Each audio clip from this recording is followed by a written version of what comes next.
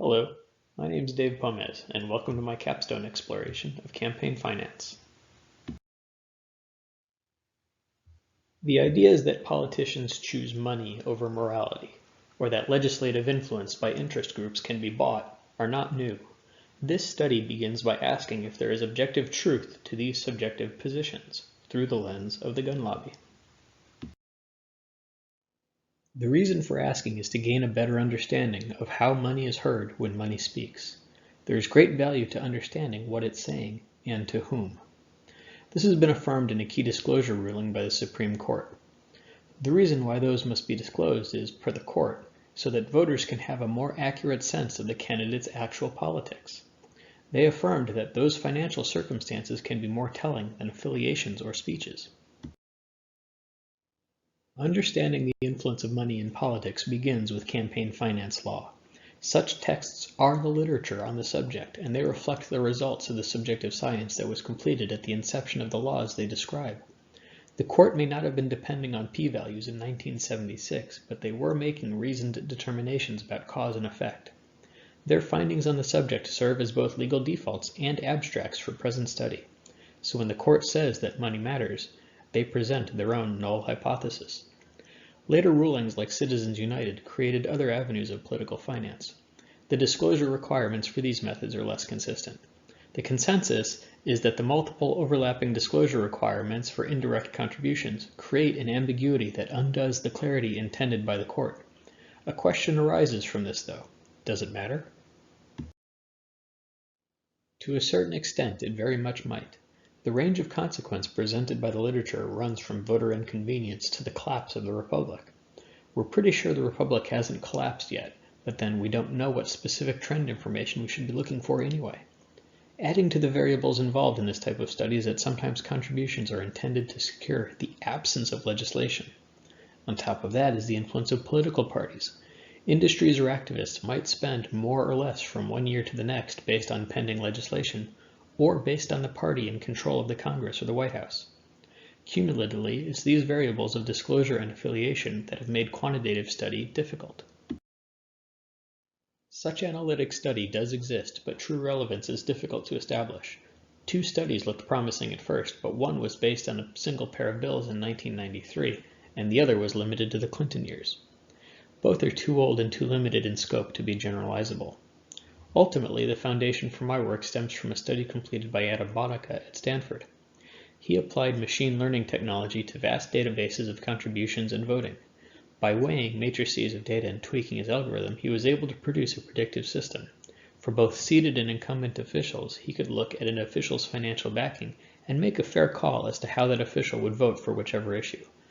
Bonica's work validates the receptivity of officials to financial stimulus. With answers being explored for the person-level return on investment, my curiosity approaches the subject from the industry side. Filtering my interest through the literature, my expectation is that a relationship does exist between spending and voting, but it's made negligible by other considerations like finance or partisanship. That's the hypothesis I'll be testing through this study. While the nature of my study was heavily informed by the literature, the form of it was shaped by the data. My first thought was to use direct contributions to the Senate from 1980 to the present, but limits presented by the data forced changes. The House was looked to as an alternative, and it proved to be a superior choice.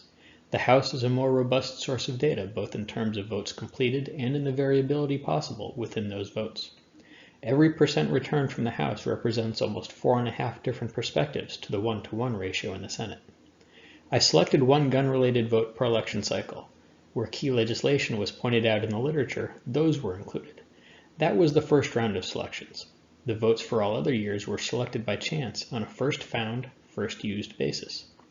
All bill and vote-related information was sourced from govtrack.us, and all financial figures came from opensecrets.org.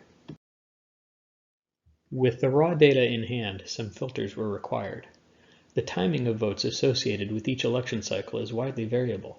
The contribution data from the election in November 2016, for example, covers a legislative window that was open from January 2017 to December of 2018. Financially, inflation was filtered out and all figures were adjusted to November 1990 values. The interpretation of the votes required consideration. To reflect the share of influence acquired by spending, voting data was organized in terms of the industry share. So if a gun rights bill passes with 235 votes, those 235 votes are counted as received. But if a gun control bill passes with 235 votes, the tally recorded is 200 votes. Finally, those vote figures were reframed in terms of percentages and margins to see if any correlations could be found lurking around corners. This is the data set that was used for study, though some of it was more valuable than others. Correlations were looked for between the 1990 dollars column and any of the columns to the right of those dollars. That 0, by the way, was a voice vote in which no opposition was recorded. It was an anomaly, but I reasoned that all bills having to do with guns are subject to extraordinary circumstance in some form, so I left alone the chance of its finding. Here are the different data columns graphically by year, with blue representing the pro-gun contributions and orange representing the vote data. There's a rise, a dip, and another rise, but that's about as obvious as correlations get with this view. What I found first was that I would be needing to run fewer comparison tests than I had anticipated. As the graphs came out, every single interpretation of the vote data came out identical. Tallies, percentages, differences from means, percentages of differences from means, all the same. The only difference was the anti-gun vote count, which obeyed logic and was an inversion of the pro-gun graphs. Now, the hypothesis being tested here, remember, is that there is a relationship between spending and voting, but one that is too weak to be determinative. At first glance, the hypothesis appears to be borne out. A linear regression of the scatterplot can be determined, and it shows direction. As greater amounts are spent, greater support is garnered. There is an intuitive sense to the gradual slope of the line. Hopefully, achieving 100% support would be prohibitively expensive. It's worth remembering that different actors were responding to different conditions at different times during this period of study. There's an agreement in the literature that Newt Gingrich brought about a shift in partisan tactics in the mid-90s, and a fact that Citizens United in 2010 changed the shape of campaign finance law. These events create three distinct segments in the data that were checked for any self-contained correlations. Looking at the three plots, you see what looks like irrefutable proof of the court's conclusions. The most logical positive correlation was when reporting and motivations were more clear.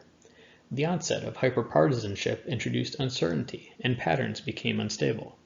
Then super PACs were invented, and suddenly nothing makes sense. The problem is these results are subject to the same limitations as the larger study, and in some ways, by looking at them too closely, they may actually become less clear. To the fact of the data, a low and positive Pearson correlation points to a weak direct connection and a great deal of influence from sources other than contributions.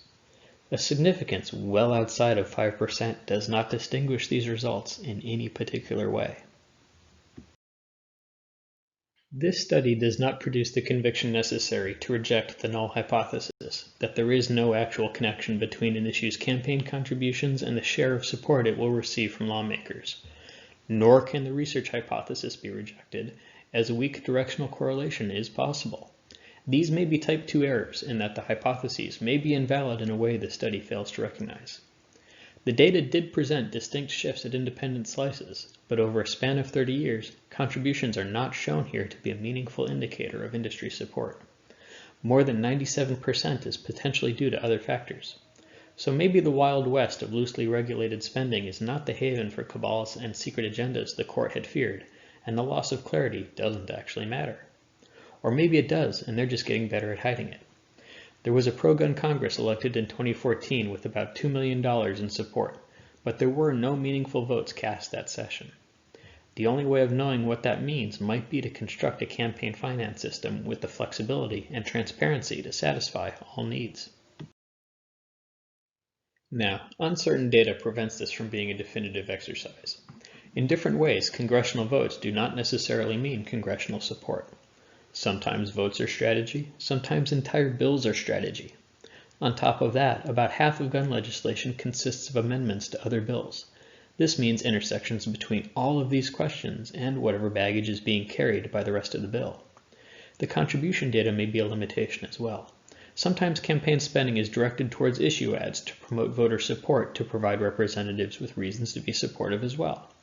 The singular support offered for gun rights could distinguish these results from those of more balanced or less provocative issues.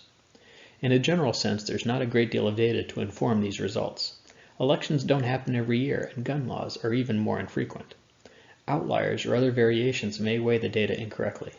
It's also difficult to prove a negative. Sometimes the industry is trying to prevent opposing votes from happening. Sometimes control advocates are preventing industry favor. These limitations inform directions for future study. A different industry might be more generalizable. Any number of business or government decisions might be made away from the glare of history. Partisanship is a variable with gravity all its own. One thing I noticed was that Democrats were more likely to support gun rights bills than Republicans were to support gun control bills. This imbalance between party influence might be meaningful in some way. Then there's the fact that this has been a simple representation of a very complex system. Proper understanding of the behavior of that system might just be waiting for the right person to ask the right computer the right question. Consistent attention is required as well. Trends change with the times, so study that follows that axis from one cycle to the next could help to inform the influences at work. And that concludes my study. Thank you all very much for bearing with me. I hope it's made some sense.